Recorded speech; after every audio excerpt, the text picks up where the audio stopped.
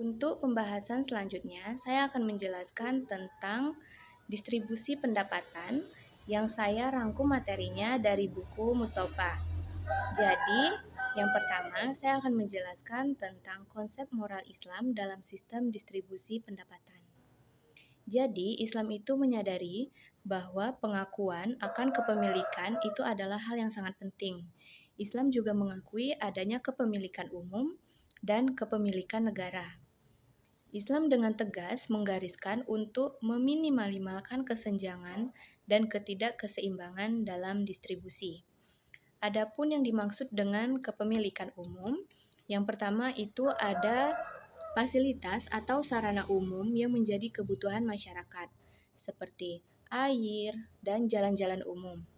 Yang kedua itu ada barang tambang, seperti tambang minyak dan gas bumi, emas dan logam mulia lainnya, timah, besi, uranium, dan batu bara, dan lain-lain sebagainya. Yang ketiga yaitu sumber daya alam yang bentuk materinya itu sulit dimiliki oleh individu seperti laut, sungai, dan danau. Pembahasan materi selanjutnya yaitu ada distribusi pendapatan. Jadi, fokus dari sistem distribusi pendapatan itu adalah proses distribusinya, bukan output dari proses distribusi tersebut.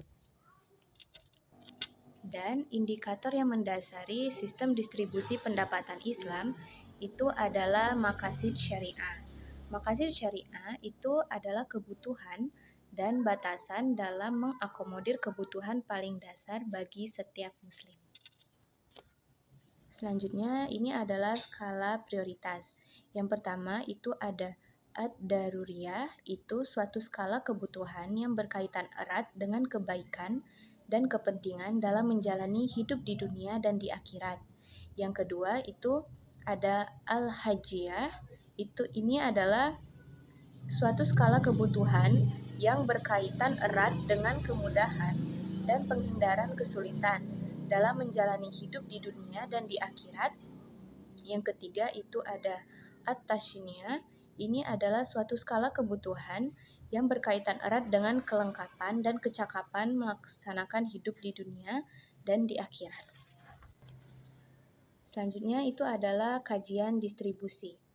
Jadi kajian distribusi itu diarahkan setidaknya pada 4 hal. Yang pertama itu sumber daya, baik sumber daya manusia maupun sumber daya alam, pasar terbuka, terutama keterkaitannya dengan struktur produksi, dinamika tenaga kerja, dan relativitas upah buruh. Ada model ekonomi politik yang menegaskan eksistensi konflik-konflik sosial politik dalam pengambilan keputusan dan kebijakan. Pemerintah yang berdampak secara langsung dan tidak langsung kepada distribusi pendapatan. Dan yang terakhir itu adalah model restriksi. Pembahasan selanjutnya itu adalah distribusi pendapatan dalam konteks rumah tangga. Jadi, seluruh proses aktivitas ekonomi di dalam rumah tangga itu harus dilandasi legalitas halal dan haram. Nah, penekanan dalam konsep distribusi pendapatan itu adalah adanya hak Allah dan Rasul-Nya serta orang atau muslim lain dari setiap pendapatan seorang muslim. Ini adalah terminologi sodako dalam distribusi pendapatan dalam konteks rumah tangga. Yang pertama itu ada instrumen sodako wajibah. Ada beberapa macam. Yang pertama yaitu nafkah. Ini adalah kewajiban tanpa syarat dengan menyediakan semua kebutuhan pada orang-orang terdekat, yakni anak-anak dan istri. Selanjutnya ada zakat. Instrumen zakat ini adalah kewajiban seorang muslim untuk menyisihkan sebagian harta miliknya untuk didistribusikan kepada kelompok tertentu. Yang ketiga ini ada udhiyah atau kurban binatang ternak pada saat hari raya Idul Adha. Selanjutnya ini ada warisan. Ini adalah pembagian aset kepemilikan kepada orang yang ditinggalkan setelah meninggal dunia. Jadi ajaran Islam itu sangat memperhatikan keberlangsungan hidup anak cucu. Selanjutnya itu ada musada. Ini adalah memberikan bantuan kepada orang lain yang mengalami musibah. Dan ada jiwar, ini adalah bantuan yang diberikan berkaitan dengan urusan bertetangga. Dan yang terakhir ada dipayah. Ini adalah kegiatan memberikan jamuan atas tamu yang datang. Selanjutnya ada instrumen sodako nafilah. Ini adalah sunnah dan khusus dikenakan bagi orang muslim. Yang pertama itu ada infak. Jadi infak ini adalah sedekah yang dapat diberikan kepada pihak lain jika kondisi keuangan di dalam rumah tangga itu sudah berada di atas nisab. Yang kedua ada akidah, akikah. Yang kedua ini ada akikah. Jadi akikah itu adalah memotong seekor kambing untuk anak perempuan dan 2 ekor kambing untuk anak laki-laki yang baru dilahirkan. Yang ketiga ada wakaf. Wakaf ini adalah memberikan bantuan atas kepemilikannya untuk kesejahteraan masyarakat umum. Dan yang terakhir ini adalah wasiat. Wasiat ini adalah hak pemberian harta kepada orang lain. Selanjutnya ini adalah instrumen had atau hudud atau hukuman. Yaitu adalah instrumen yang bersifat aksidental dan merupakan konsekuensi dari sebuah tindakan.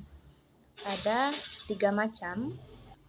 Yang pertama itu ada kafarat. Kafarat ini adalah tembusan terhadap dosa yang dilakukan oleh seorang muslim. Yang kedua ada dam atau diat. Ini adalah tebusan atas tidak dilakukannya suatu syarat dalam pelaksanaan ibadah. Yang ketiga ada nuzur. Nuzur ini adalah perbuatan untuk menafkahkan dan mengorbankan sebagian harta yang dimilikinya untuk mendapat keridhaan Allah Subhanahu wa taala atas keberhasilan pencapaian sesuatu yang menjadi keinginannya. Jadi, bila diperhatikan secara saksama, setiap instrumen yang ditawarkan Islam dalam memecahkan permasalahan ketidaksetaraan pendapatan antar rumah tangga, ini pada dasarnya dapat disesuaikan dengan daur hidup pencarian kekayaan manusia. Ada 3 fase. Yang pertama yaitu fase akumulasi. Ini adalah tahap awal sampai pertengahan karir. Yang kedua itu ada fase konsolidasi. Ini telah melalui pertengahan perjalanan karirnya. Dan yang terakhir itu ada spending phase atau gifting phase. Ini dimulai pada saat individu itu memasuki masa pensiun. Nah, jadi dengan demikian sudah seharusnya seorang Islam itu giat bertransaksi, berproduksi, dan berinvestasi. Mungkin itu saja penjelasan yang dapat saya sampaikan. Apabila ada salah kata dan penyampaian, saya meminta maaf. Dan kepada Allah saya memohon ampun. Saya akhiri. Wassalamualaikum warahmatullahi wabarakatuh.